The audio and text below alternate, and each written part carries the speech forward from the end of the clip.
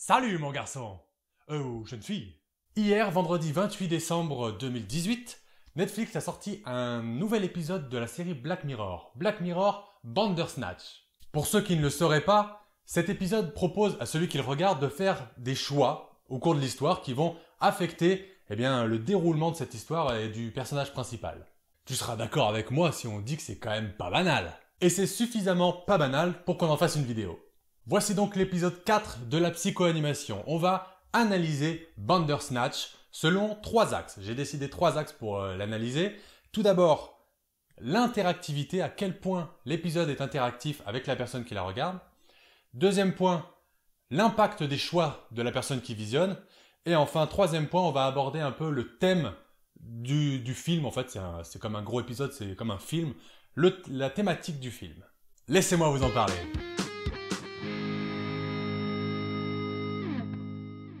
Ok, alors pour commencer, il faut savoir qu'il y aura des spoils dans cette vidéo. Je pourrais pas parler du truc sans forcément dévoiler l'intrigue, dévoiler certaines fins.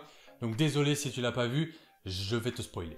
Pour te situer un peu l'histoire, l'épisode parle d'un jeune homme, Stéphane, qui veut créer un jeu vidéo à l'image d'un livre de science-fiction que sa mère lisait, il me semble. Et ce livre a la particularité de laisser le lecteur faire des choix dans l'histoire. Ça veut dire que l'histoire a plusieurs embranchements et qu'il a plusieurs fins. Il a envie de faire un jeu à cette image, avec plusieurs chemins et donc plusieurs fins.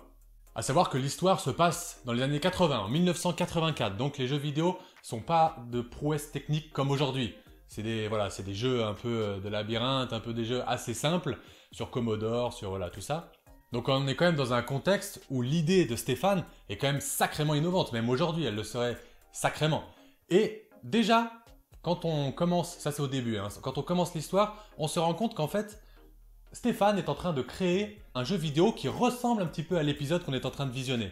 Parce que son jeu vidéo veut laisser des choix aux joueurs, et Netflix propose un épisode qui laisse des choix à celui qui visionne. Et donc l'épisode commence par quelques banalités pour nous familiariser avec ces choix. Voilà, on doit choisir en 10 secondes, je crois, un choix. Donc entre deux possibilités, ça commence par le choix des céréales qu'il mange au matin. Donc c'est des choix qui n'ont pas vraiment beaucoup d'impact. Pareil, la musique qu'il écoute dans le bus. Voilà, c'est pas des choix qui vont générer un autre embranchement dans l'histoire, mais c'est pour nous familiariser avec le mécanisme. Au fur et à mesure que l'épisode avance, les choix commencent à avoir l'air quand même un peu plus conséquents. Il y a du danger qui peut se mettre dans certaines décisions. Tu sens que l'histoire peut complètement bifurquer si t'en prends une autre. Tu réfléchis quand même. Mais, petit point moi qui m'a surpris et qui m'a peut-être un peu déçu au début, c'est qu'on a vraiment l'impression qu'il y a des choix qui sont vraiment orientés. T'as l'impression que Netflix te pousse à faire certains choix. Il y a des choix qui sont nuls en fait. T'as pas envie de les faire parce que t'as envie que ça progresse. Par exemple, premier spoil on va dire, il y a un choix qui te demande est-ce qu'il continue de produire le jeu vidéo ou est-ce qu'il arrête le jeu vidéo. Donc là, forcément, tu vas dire, il continue. Enfin, t'as envie de savoir. T'es à un quart d'heure dans le film, t'as envie que ça continue. Donc en fait, plus l'épisode avance, plus t'as l'impression qu'en fait, t'as pas vraiment le choix. Tu comprends? On te laisse des choix, mais si t'as envie de savoir l'histoire, tu sais quel choix il faut choisir. Donc moi, au début, ça m'a un petit peu refroidi. Donc au final, est-ce qu'on interagit vraiment avec le film? Moi, ça m'a laissé une impression... Mais, a priori... On s'attend à ce que nos choix aient un impact sur l'histoire, c'est ce qu'on nous a vendu. Mais l'interaction avec le gars qui visionne l'épisode n'est pas là. C'est pas le fait que tu choisisses change l'histoire. Non. La clé de l'interaction du visionneur et de l'épisode réside dans le fait que la personne qui visionne est un personnage de l'histoire. Tu vas comprendre. Parce que oui, les choix que tu fais vont en fait mener dans une direction assez prédéfini. Voilà, il y a des fois, il y a la possibilité entre deux choix. Si tu en choisis un, l'histoire s'arrête parce que voilà, il n'a pas produit le jeu vidéo. Du coup, on te propose de recommencer un checkpoint en fait et de poursuivre l'histoire, de dire cette fois, je produis le jeu vidéo et je continue. Donc, tu vas dans la direction que Netflix a envie. Donc, finalement, au début en tout cas, tes choix n'ont pas vraiment une grande influence. Par contre, à un moment de l'histoire, et ça c'est un gros spoil si tu n'as pas vu l'épisode, Stéphane, le personnage principal, se rend compte que quelqu'un fait des choix à sa place. Et c'est là qu'est l'interaction entre le visionneur et l'épisode. Et ça, c'est très fort. C'est très fort parce qu'ils nous ont vendu un épisode où on a cru qu'on allait choisir eh bien, le cheminement de l'histoire, mais pas du tout. On est manipulé autant que Stéphane. Parce que on croit qu'on va choisir, mais en fait non. On est complètement dans l'histoire. Parce que Stéphane commence à développer une paranoïa, parce que quelqu'un choisit à sa place. Et si on parlait de quatrième mur avant dans le cinéma ou dans le théâtre, là, il n'est pas brisé le quatrième mur. Il n'est pas. Il n'est pas parce que tu es dans l'histoire. Donc même si ça déçoit au début que nos choix n'influencent pas vraiment l'histoire, elle l'influence bien sûr, mais ce qui est vraiment surprenant et vraiment fort, c'est la manière dont Netflix et les producteurs, les scénaristes, nous ont inclus dans l'histoire. Épisode interactif, ça veut dire ça. Dans le cas de Bandersnatch, c'est pas tes choix influencent l'histoire, c'est ok, tu regardes l'épisode, mais tu fais partie de l'épisode. Tu es un personnage. Ça nous amène donc au deuxième point qui est un peu intriqué avec le premier, c'est l'impact de nos choix. Comme tu l'as deviné, au début, moi j'ai l'impression que nos choix n'ont pas vraiment d'impact. En fait, ils te conduisent à des fins assez précipitées. Il y a un moment, gros spoil, où tu as le choix de suicider Stéphane ou de suicider son pote. Si tu choisis de suicider Stéphane, eh ben il meurt et l'histoire s'arrête. Tu vois, il n'y a pas une continuité, il n'y a pas, oui, il se passe ci, il se passe ça après sa mort. Enfin, il y a quelques secondes, une petite minute, mais après ça s'arrête et on te propose de recommencer, de dire, ok, suicide l'autre. Mais si au début de l'histoire, tes choix ne déclenchent pas des embranchements très différents, il arrive à un moment où tu as plusieurs combinaisons possibles et où là vraiment l'histoire peut changer et où il y a plusieurs fins disponibles. Si on fait un peu l'inventaire des fins, pareil si tu ne l'as pas vu, ben désolé. Il y a plusieurs fins où Stéphane se retrouve en prison après avoir assassiné son père suite à sa parano. Il y a plusieurs fins où il pète un câble parce qu'il se rend compte que quelqu'un lui parle du futur et quelqu'un est en train de contrôler ses choix et finalement il l'accepte, il devient complètement fou. Enfin voilà, il y a très peu de fins heureuses, pour lui en tout cas. Mais en tout cas, les fins diffèrent aussi dans la sortie du jeu. Est-ce que le jeu est sorti? Est-ce qu'il a eu du succès? Est-ce qu'il est sorti de manière incomplète? Complète? Voilà, tout ça va changer. Et puis, l'histoire, un petit peu, le dénouement, change un petit peu. Il y a une scène complètement what the fuck chez la psy, par exemple, où ils se mettent à se battre, où il lui avoue à sa psy que il est contrôlé par des gens du futur, et il commence à se battre. La meuf, elle dégaine des bâtons télescopiques de CRS, et il commence à se battre. Et ça part en couille. Ça part en couille. Hein? Il lui dit, c'est Netflix qui me fait agir. Il y a des mecs au 21e siècle tu vois, enfin, c'est quand même dingue. Il y a des mecs au 21e siècle qui sont en train de me contrôler. Et c'est vrai. C'est vrai. Parce qu'en fait, il est fou, mais qu'à moitié. Parce que c'est vrai.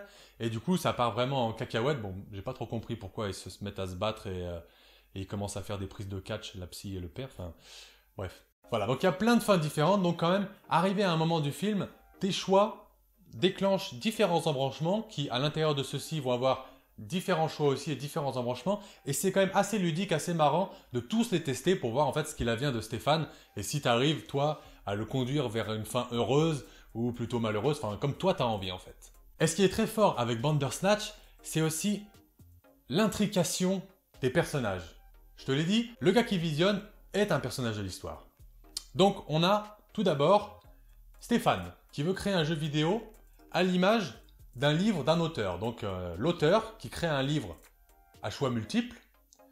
Stéphane qui veut créer un jeu à choix multiples, à différentes fins, différents embranchements. Netflix qui fait un épisode à différents embranchements, différents choix. Nous qui le visionnons, qui agissons sur cet épisode et qui faisons plusieurs choix. Mais on a aussi par-dessus encore une fois Netflix qui nous a fait croire qu'on allait choisir un petit peu la direction de l'histoire et qui en fait nous prend en sandwich et nous met dans l'histoire. Et il y a même une fin, attention, il y a même une fin de l'histoire où on voit une femme qui a un certain lien avec l'histoire qui est en train d'essayer, donc elle est à notre époque, elle est en train de réessayer de créer le jeu Bandersnatch mais au goût du jour. En fait, elle est en train de créer l'épisode qu'on est en train de regarder. Et des rumeurs disent que ça serait pour Netflix. Elle ne le dit pas. Des rumeurs. Et donc là, de la même manière que Stéphane va bloquer à produire son jeu, cette femme qui produit l'épisode pour Netflix va bloquer à produire son épisode. Et nous, de la même manière, à chaque fin alternative, l'épisode nous propose de revenir en arrière à un choix qui a déclenché différents embranchements pour découvrir les autres. Et en fait, on est aussi bloqué comme ça, comme eux, comme Stéphane qui n'arrive pas à finir son jeu, comme l'auteur qui n'a pas réussi à finir son livre, comme la femme qui n'arrive pas à finir son épisode. Nous, pareil, on n'arrive pas à finir le visionnage parce qu'on va vers une fin, mais ça merde, on va vers une autre, ça merde encore, du coup on essaye, et finalement, tant que tu n'as pas essayé toutes les fins, l'épisode ne se termine pas, de la même manière que le jeu vidéo ne se termine pas, et la femme n'arrive pas à terminer son épisode. Donc tu l'auras compris, c'est pas un épisode conventionnel de 40 minutes. Là on t'annonce 1h30 sur Netflix, mais si tu explores les différentes possibilités, t'en as pour bien 2 heures. Hein. La vidéo entière dure plus de 5 heures, je crois. Si tu explores tout et si t'as pas tout en accéléré, il me semble que ça dure 5 heures. Et on passe au troisième point qui est d'autant plus psychologique, qui est la thématique de l'épisode. Parce que c'est un épisode sur la schizophrénie. Il faut le savoir. Parce que la schizophrénie, c'est totalement ce qu'est en train de vivre Stéphane dans notre monde. C'est-à-dire une rupture avec la réalité. Et c'est ça en fait, tout au long de l'épisode, il va lui être enseigné par le personnage de Colin, si tu as vu tu comprendras, une réalité alternative. Colin, c'est un mec allumé qui crée des jeux vidéo, c'est une célébrité dans le développement de jeux vidéo, et il va lui enseigner une réalité complètement incroyable et complètement pétée. Si quelqu'un te la raconte dans notre monde, mais tu vas dire il est fou ce mec. Et c'est ça la schizophrénie, c'est complètement cette rupture avec la réalité. À tel point que Colin va convaincre Stéphane que s'il se suicide là, c'est le moment où on doit choisir qui se suicide, et ben c'est pas grave, parce que c'est qu'un code, on va revenir. Et ce qui est très fort, c'est que dans notre monde, ça c'est de la folie, ça c'est de la schizophrénie, mais dans l'épisode, Colin a raison. Ça va recommencer. Puisque tu vas revenir en arrière, tu vas revoir les personnages, et il va revivre. Colin sera là une fois que tu as recommencé. Et Stéphane aussi, c'est très bien intriqué dans l'histoire, parce que Colin fait des allusions au fait qu'il est mort quand tu es revenu. Et c'est dingue. Donc, là où dans notre monde, Stéphane et Colin seraient schizophrènes de par la rupture de la réalité à laquelle ils souffrent, là, en fait, ils sont en plein dedans la vérité. Stéphane se croit complètement espionné, il croit qu'on fait des expériences sur lui, il croit qu'on le filme, et c'est vrai. Et ses comportements sont des comportements de psychotiques.